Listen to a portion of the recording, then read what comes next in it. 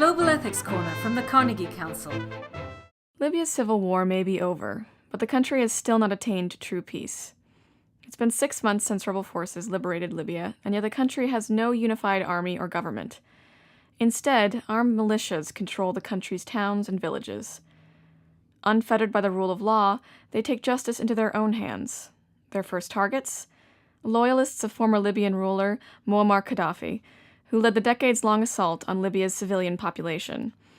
In meting out vigilante justice, some analysts say Libya's militias are delivering punishments that meet the definition of torture. 30,000 Libyans died during the country's 8-month civil war. Thousands more were tortured, killed, and oppressed throughout Qaddafi's 3-decade-long rule. No one expected that emerging from such a violent history would be easy. Post-conflict transitions are inevitably painful and slow. Bringing justice for crimes committed in a former regime's name with fairness and respect can be tremendously difficult. But human rights advocates warn that Libya's response is especially bad. Amnesty International says militias are on a rampage. They've uncovered evidence of former Qaddafi loyalists being unlawfully detained, tortured, and killed.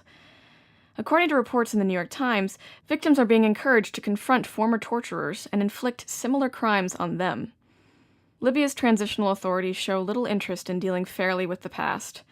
In May, they granted immunity to all rebel fighters for crimes committed during the civil war. Critics say such practices risk perpetuating violence in Libya.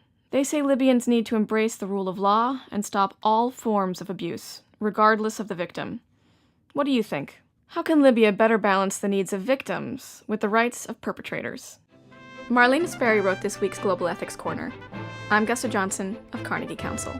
Made possible by the Carnegie Council for Ethics in International Affairs. Post a comment at www.carnegiecouncil.org.